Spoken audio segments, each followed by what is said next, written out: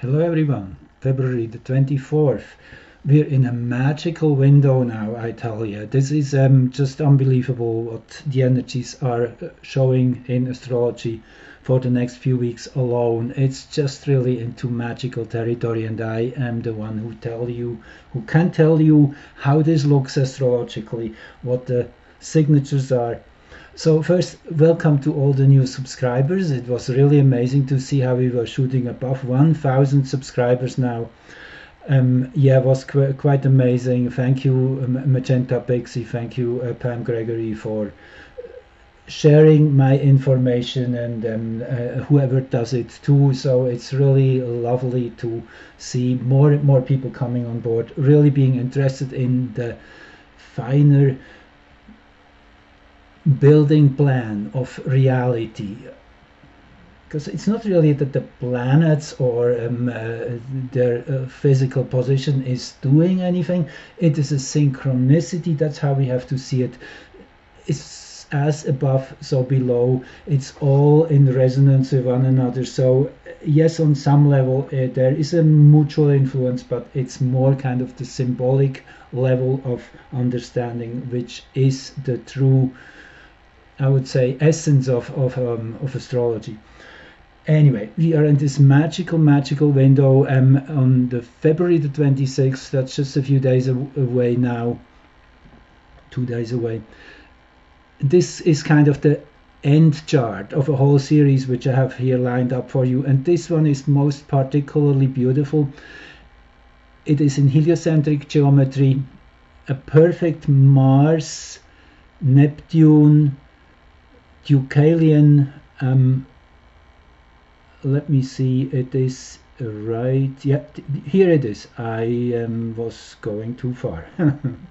Deucalion 2505, 2500, 2500. So this is extremely exact, this perfect trine.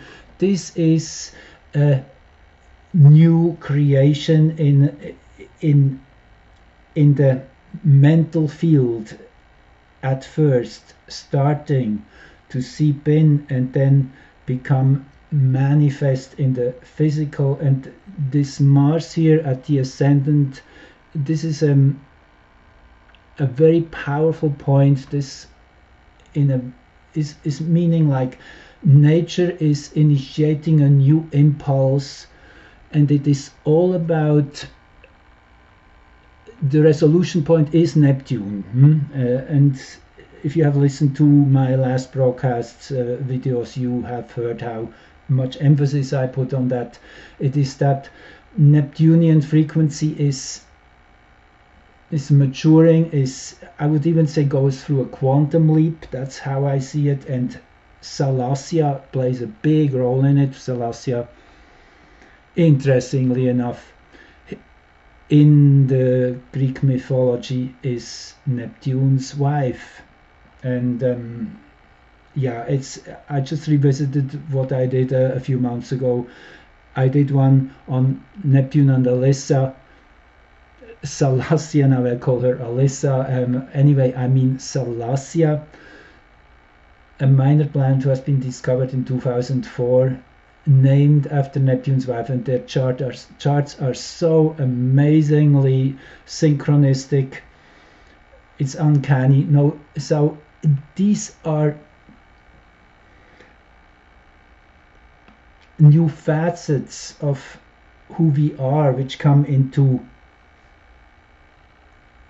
the conscious, you could say. It's like coming out of the ocean, something new emerges.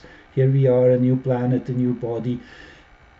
That is kind of how we have to see it. Yes, it is just the beginning, but beginnings are, as we know, and that's what birth astrology show. That's where the energetic impact is generated, sparked. The beginnings are extremely important.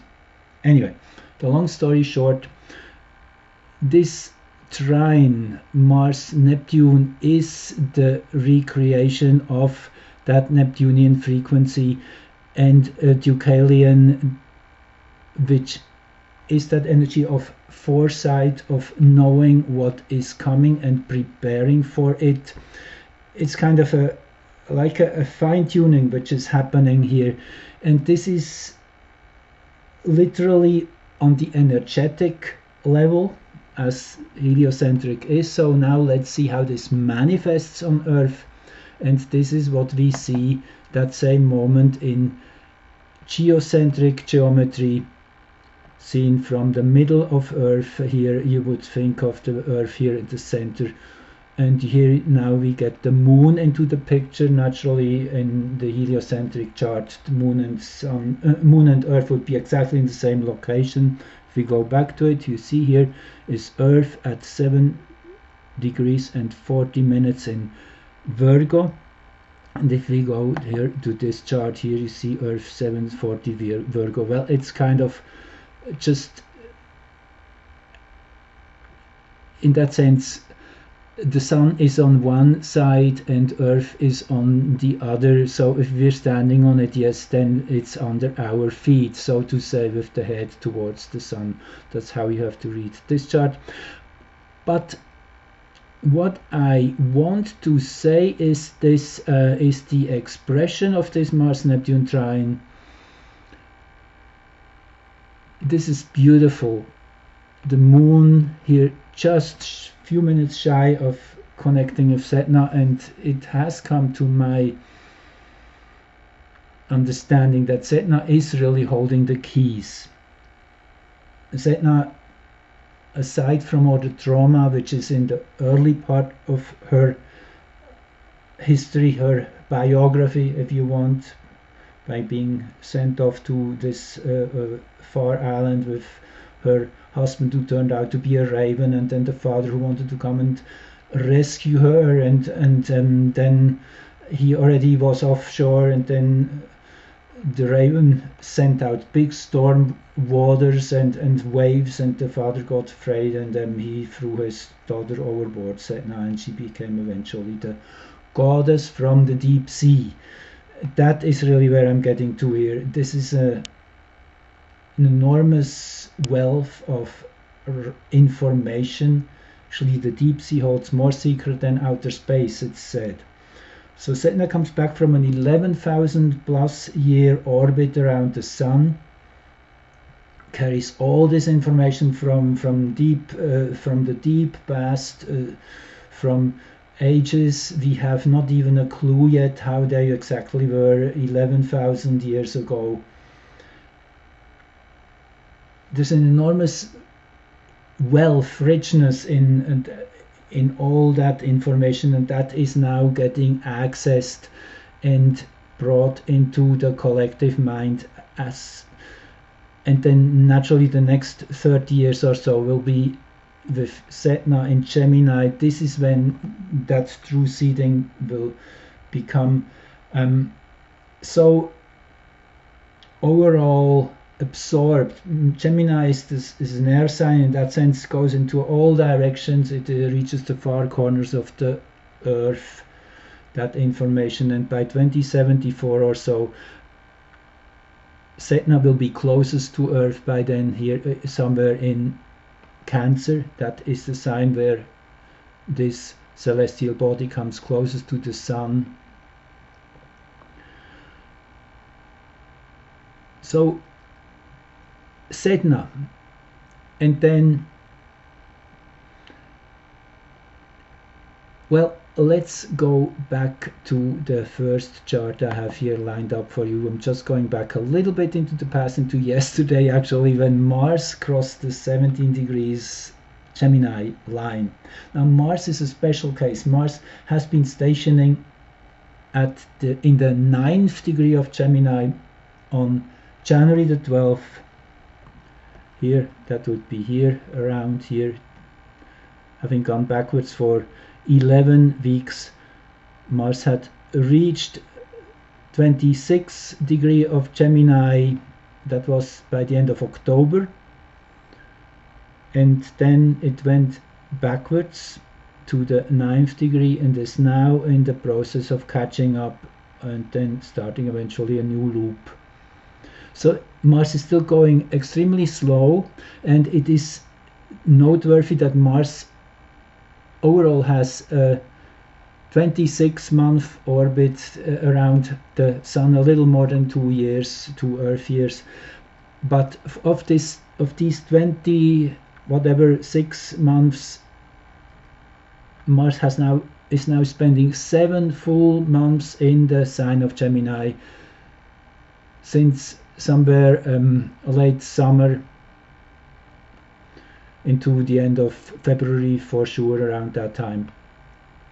So Mars expressing through Mercury. Mercury is the voice, is that energy of dispersing energy and dispersing information in all 4 directions. And here is Pallas, who is all about sucking all that information in and processing it and putting it into context and understanding the world. You could say that is Pallas' job, analyzing everything. Pallas here in Cancer. This is done in a basically very emotional and attached way to a life. Cancer is the sign of roots. In a very simple way, that's where we stand on the ground. This is the whole library, if you want, is in Cancer. Cancer is really that rich source which nourishes everything.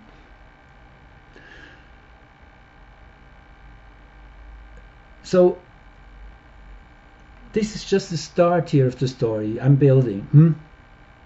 Moon was here in Aries, in Mars sign, and now this is the same moment heliocentrically. Again, that was yesterday. It was just starting that phase of Mars in hexagram 45, and I should say a little bit about that. Sorry, I'm always jumping ahead here a little bit. So hexagram 45 is called gathering together or massing. It is kind of the energies are streamlined or coming into a place of union, and it's very strong bonds are formed, and it is a highly successful hexagram. The king approaches his temple. It furthers one to see the great man. That always means it's important to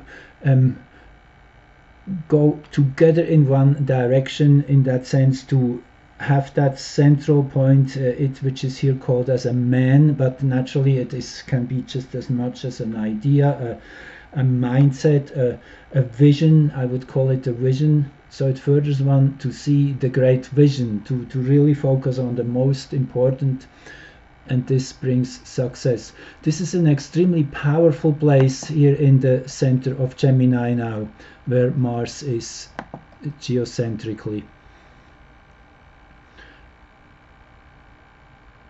And that same moment, as I said, in now from heliocentric perspective, and always I like to play out these two perspectives against each other, because it's like two different levels mirroring on one another and influencing one another. It's a mutual forth and back in a way, even though the energy mostly is flowing in from the sun naturally, but everything has its balancing principles. And to see this gives us almost a three-dimensional understanding of what's going on in the present. If we look at it that way, there's the energy which carries certain frequencies, and then there's the perception of how we are positioned to receive that energy.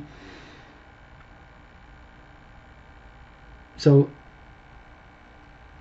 now that moment when Mars entered that new level of expression, of coming together, of uniting and bonding and building that massing momentum. We need to break through barriers. It's literally that is between now and March the 9th.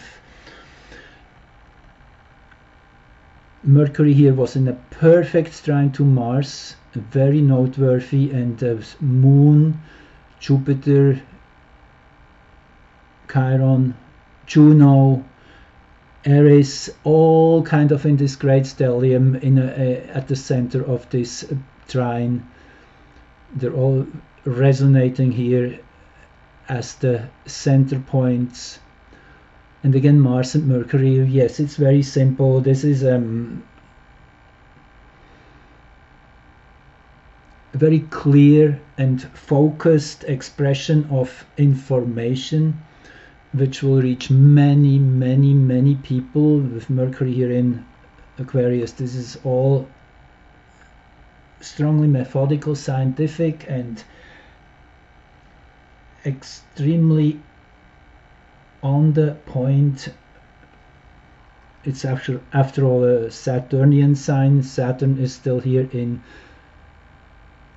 Aquarius, now having the full understanding of the structure of this sign, and Aquarius is probably the one energy we are battling most with. It's something which is Uranian in some way, but it is a very, very different frequency to ours. Just look at the very crazily tilted magnetic field Uranus has, and it's anyway laying on its axis, so it's an extremely interesting planet in that sense, being the fractal of that sign. The very unusual in that sense AI is in that sense represented by Aquarius, the sign of Aquarius, very much. That's why this is such a big theme in our present times. This will shift in some way, and actually quite big, around March the 7th, when Saturn will enter Pisces. Then the focal point will change a little bit. Not that that whole discussion about the AI influence and the dangers and whatnot, which are real. I mean, you certainly are all aware of when computers are starting to write programs themselves, which is happening now, and there's no human with highest knowledge of programming which then can keep up with understanding what these new programs are about. So it really becomes self-aware. Like, I mean, you must have seen the movie Odyssey 2000, or 2001. It was published around 1998 or so, or somewhere in that range. And Computer Hell. I still remember I got shivers when I saw this scene. This made it all clear. Kubrick was a true visionary. He showed us many things, and his other, probably the movie that he was taken out for, Eyes Wide Shut, you must know these movies. He was a visionary. He definitely showed us something there, a danger which still many people are totally oblivious about. Anyway, just this on the side note about Uranus, Aquarius, and Saturn, and with Saturn shifting into Pisces in March. The whole focus of collective karma, in a way, working through it, will shift into Pisces, which is definitely the frequency of all the injured and harmed people we have now on this planet, all those who prematurely fall ill or go into another dimension. This is a very sad story, and this will become a front and center stage, and this is really what will bring humanity together. And that whole AI theme will definitely get into a totally different light, and that is with Pluto then entering Aquarius. It's kind of interesting how they almost shake hands. Saturn leaves Aquarius on the 7th of March, while Pluto will enter Aquarius on the 23rd of March. So there's this little window where none of the two big players are in that sign. So this in itself is an interesting window to look forward to. But the long story short, this is a powerful window of receiving information and spreading information, of acting as one mass of people. However individualized we are in our settings, that really doesn't matter. It's really that's the wonderful thing about Aquarius on another level, and each sign has so many levels of expressing itself, is that resonance with one another regardless of physical presence. We were definitely pushed through a kind of a tunnel and a bottleneck in that sense of learning, of having to upgrade. We have come long ways. Sometimes it's important to recognize that and give ourselves a little kudos. We are still here. Anyway, you know what I'm talking about. So, but it is that Mars energy which I'm strongly feeling as I'm recording this. This was just yesterday when this was exact. Also yesterday was this important shift of heliocentric Neptune crossing the 25 mark Pisces. Very, very meaningful. See, in heliocentric, the planets always move forward. There's no retrogrades. So Neptune entered Pisces in 2011 and will enter Aries in 2025. And we have now come here through 25 degrees and entering the last 2 degrees. Now each 2.5 degrees are ruled, have another subnode. I guess that's the best way of saying it. It's the dwarfs, and I keep telling you about those. Those are super important. They give great information. So at 25 we're crossing into the Capricorn dwarf of Pisces. Capricorn, ruled by Saturn. If you have followed what my theme was over the last weeks, months, it's always about Neptune and Saturn.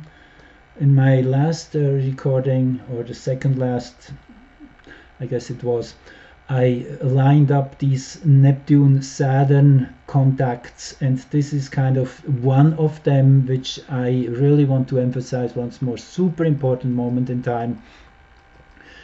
We have just crossed into where Neptune is getting structured. That's the thing about Saturn. Saturn gives a skeleton. Then you can start to see the ghost behind the machine, if you want. That's one way of saying it. So we're literally upgraded in our ability to see through BS, to nail it down, to arrest it, to expose it, to make it visible. That's really what it is, and that's why Mars and Mercury become so important, as they are the ones which take on the job and speak it out.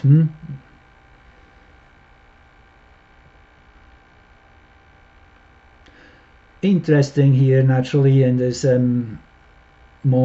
at this exact moment when Neptune crossed that line as charted for Greenwich, the 0 meridian,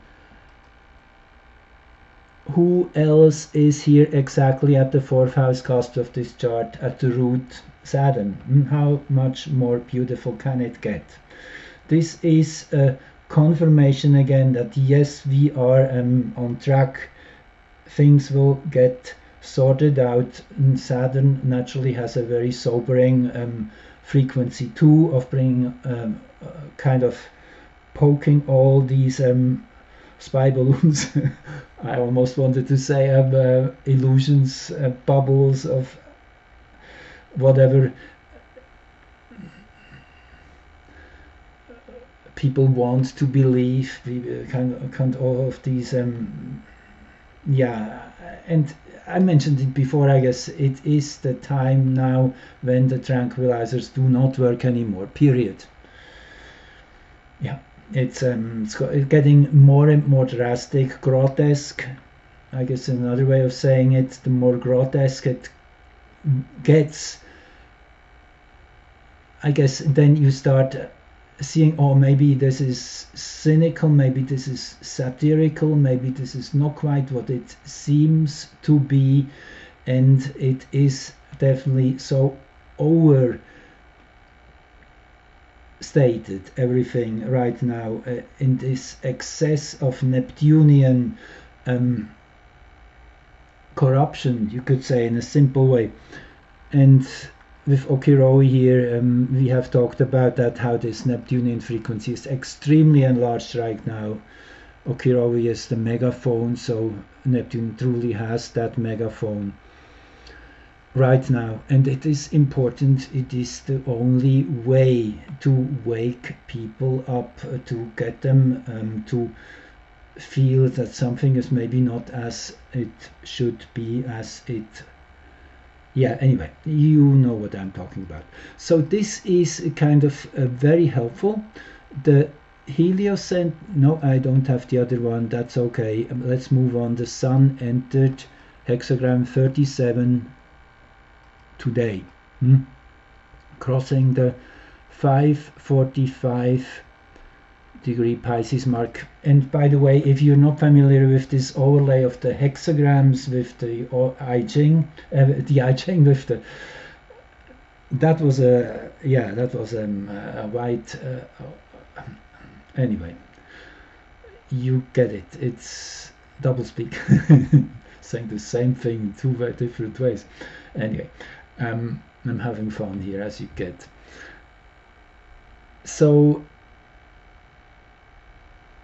the Sun, right, that's where I wanted to get.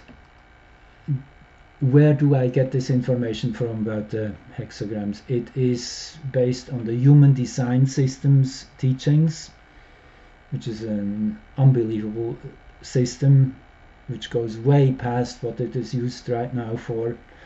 That's just on a side note. There's such powerful information there. The overlay of the 64 hexagrams definitely being at the core and center of that.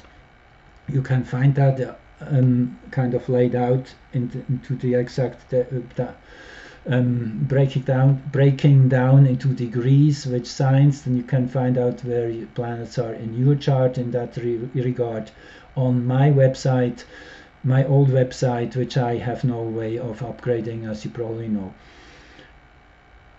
thecosmoswithin.org. thecosmoswithin, all one word, .org. Anyway,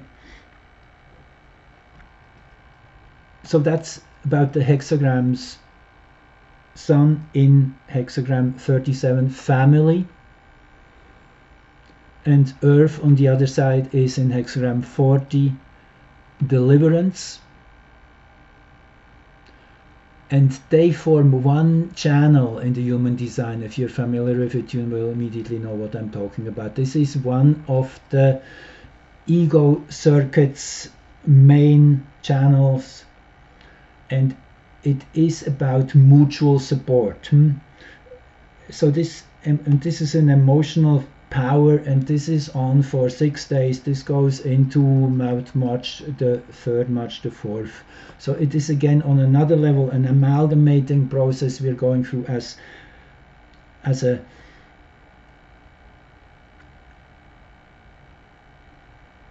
as a family, with whomever you're bonding. It can be even strangers at this point, way easier than usual. It's kind of from starting from deep within, in many separate cells simultaneously in society, you could say, and then it kind of gets that overarching feeling. And why is this such a powerful moment? Well, the moon is at the north node here in Taurus. Actually, the node is between the moon and TX 300. You see, it's a little hard to read. The moon here is at 3. Here you see it again. Then the node is in between here at 5. And TX at 7 something. So this is an extremely powerful moon energy of trusting your gut and taking on whatever the challenge is to move forward into the right direction. And the right direction here in early Taurus, this is hexagram 27, which is nourishment. It's all about nourishing one another. And there's an enormous reservoir of energy flowing in from here. This is hexagram 28 in this section, which is greatness in excess, which is a flood, an overbearing power. This is one of the most intense areas of the whole zodiac, the early degrees of Scorpio here. And this energy is beamed down onto Earth. So these next, as I say, that this is a Goldilocks zone we're in right now. You just, if you look into the right direction, it's again as simple as that. Yes, you can get lost into looking into the rear view mirror, and then you turn into a salt statue as Abraham's wife. If you're familiar with that story in the Bible, she looked back at what she had to leave behind, all whatever her jewels and her furs and her beautiful and whatnot, and she looks back in regret that now everything is burning.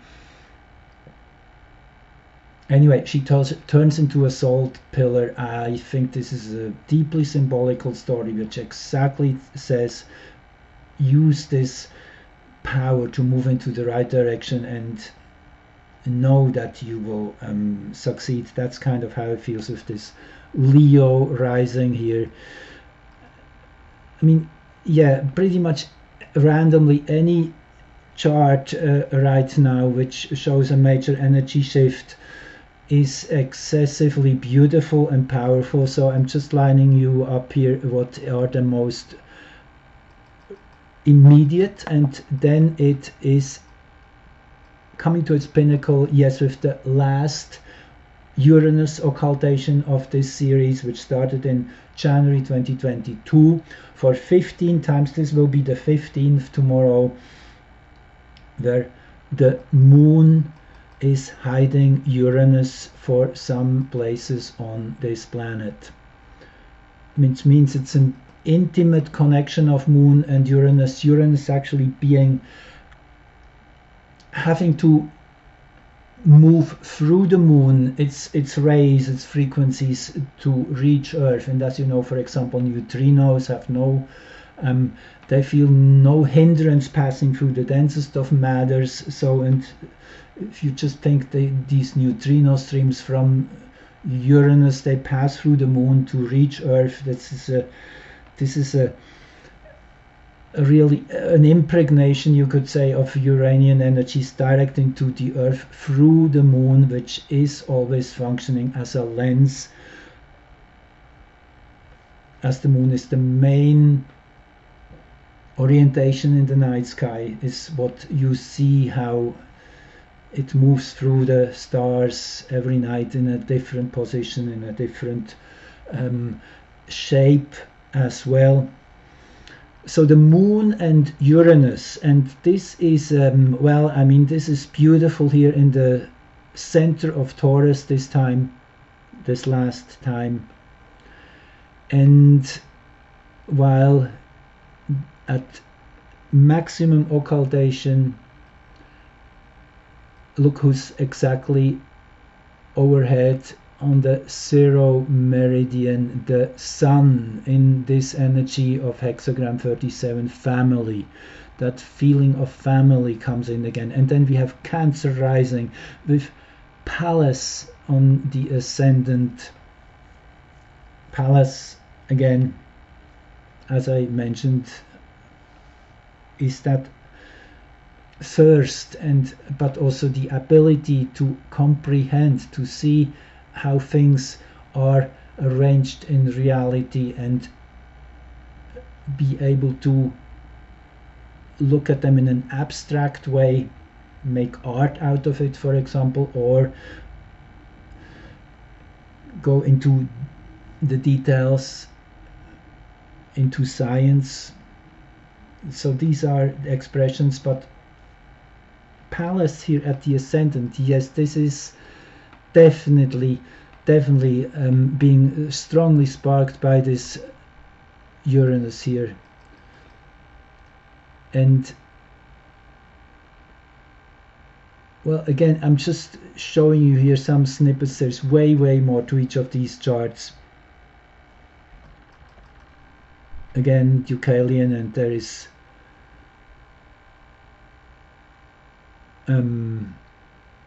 the vertex point too, as you've seen. Just let me jump back to this last chart which I had up here first. You see that same configuration, Deucalion, Neptune, Mars, and here we have it also with a Pisces, with a Cancer rising, right? So we have these Cancer risings over and again. You see, when Mars enters hexagram 45, a massing, that coming together frequency kicks in, and then at the Uranus occultation, and this is the geocentric right here. And well, let's just move on. This is the heliocentric chart for that Uranus occultation. Very interesting here, that exact Mercury Hygeia conjunction. Thinking about health, thinking about well-being, thinking about what is health, what is healthy, what is good for me, what should I what can I do to improve. But Mercury is also, there's also another influence Hygeia has. It is serendipity, being at the right moment at the right time. Kind of this frequency is strong in that asteroid as well. And if you see, I mean, here there's a whole bunch going on. There's Venus conjunct Uranus. Yes, that's another really big one, which I shouldn't overstate. Can't overstate, I should say. So at the very heart of this Uranus occultation is also Venus energy, because they are embracing one another here. Venus just comes really out of that strong embrace. It's just 1 degree away as seen from the Sun. So there is this Venus frequency comes in here through Uranus. That's beautiful with the moon, and we have Venus now waxing in the night sky. Venus is now already here at 6 degrees Aries. In the evening sky, I should say, evening star. If you step out after dark, you will see Venus now really already strongly glowing. Venus will rise in the sky for the next few months. I guess it will reach a maximum elongation longest visible in the evening by May or June, somewhere there. So this is still building up, and you can go back into the archive. I made a video about that, what's called the superior conjunction, when Venus is exactly behind the Sun from Earth's position, and then for that reason is born as an evening star. Before it was visible in the morning sky, then it becomes visible in the evening sky. A very, very big difference of Venus energy, how it expresses on Earth in that phase of evening star. It is really wanting to bond us together socially, come together, appreciate each other. It is when it is ruling Libra.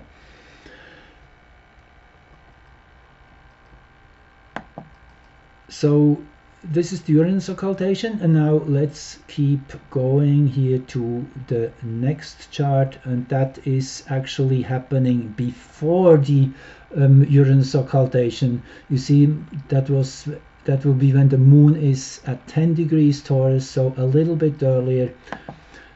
Here the moon is at 15, naturally close to Neptune, to Uranus, sorry.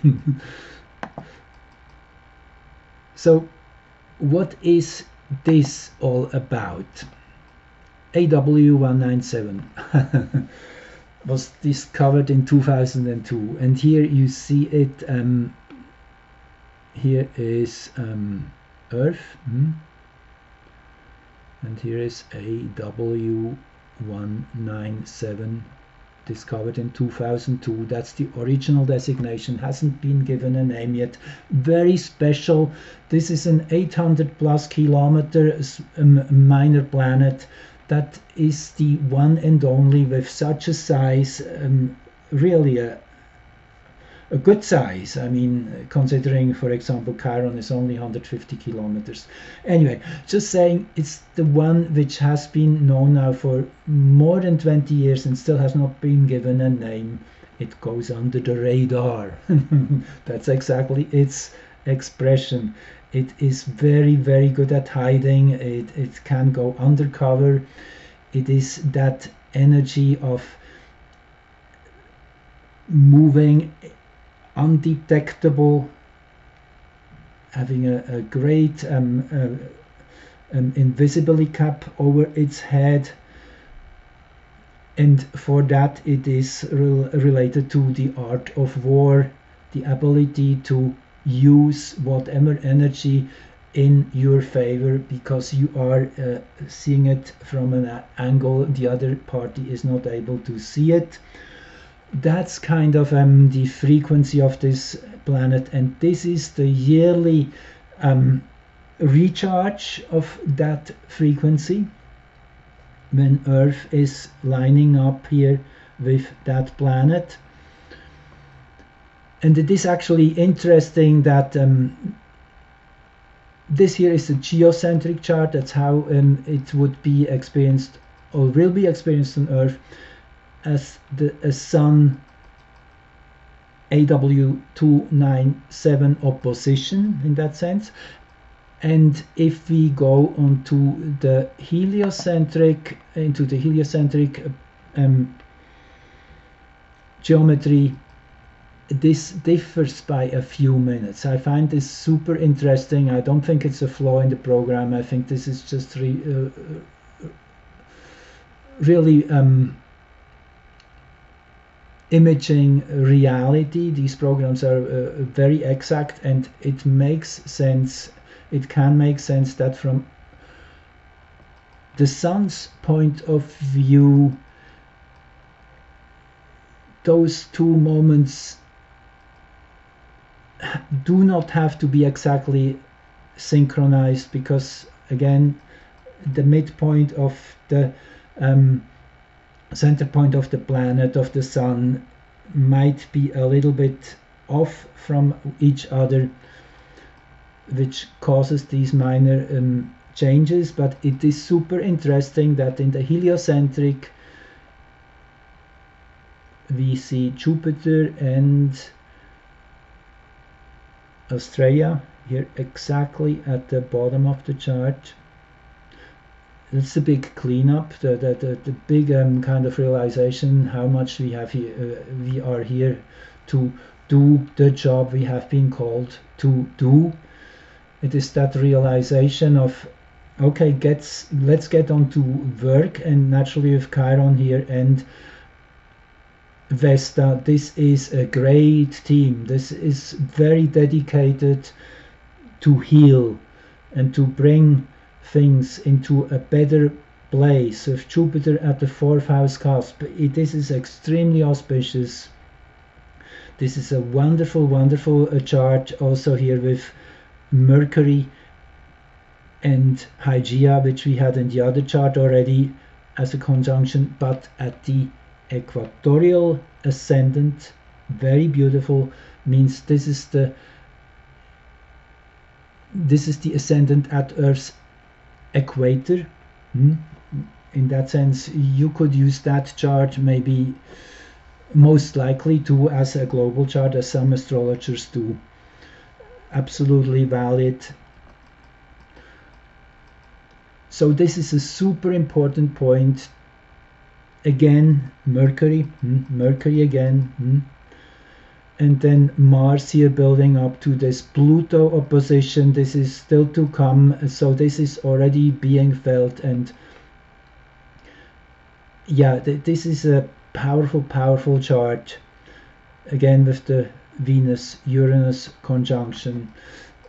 There's inspiration in it, and there's vision, and there's also the aspect of beauty, of excitement, of looking forward to something. And yes, Uranus is here already in the 19th degree of Taurus, which by the way is Neptune's ascendant, as you probably know if you listen to my earlier recordings. Very important degree, very powerful, the 19th degree of Taurus, as it activates that Neptunian energy, triggers it to get its enlightening experience, which will be early May, geocentrically.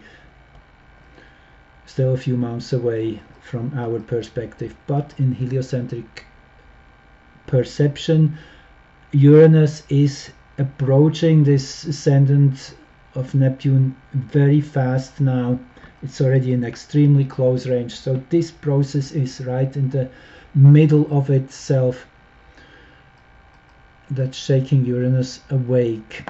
And this is the last chart, right, which I already showed you, which is the conclusion of it, that Mars-Neptune trine. And it gets even better, I will tell you in my next one. I will talk about the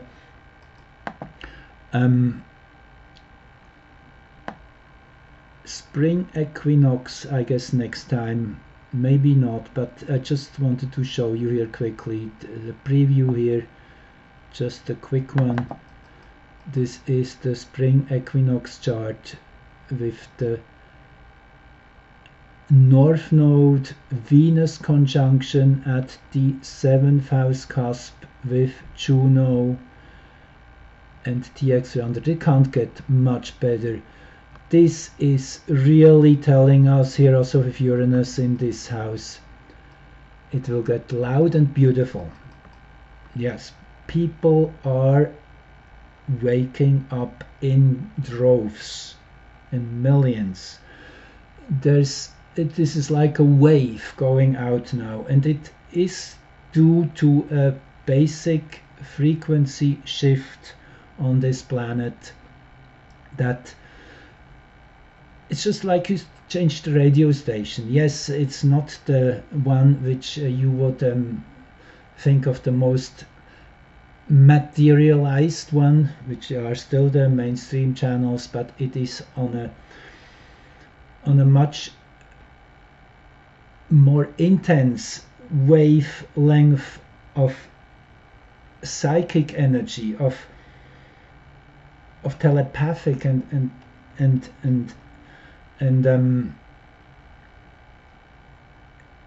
sharing visions, sharing ideas, all feeding into a collective mind, even though most people might be oblivious to it. This is happening anyway, and it in some way or other the old system will crumble and break down as it has lost its resources. That's really it's the war is on energy, really. That's the most basic level.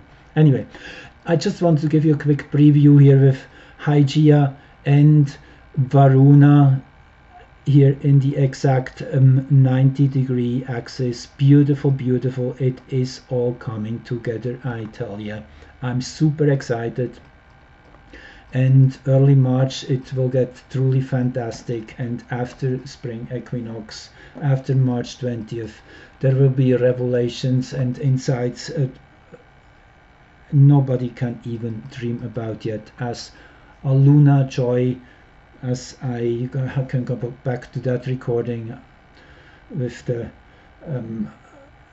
sunrise reception there. Beautiful, beautiful picture. As she says, new laws of nature are becoming accessible for us. New laws of nature. That's big. That should give you a clue.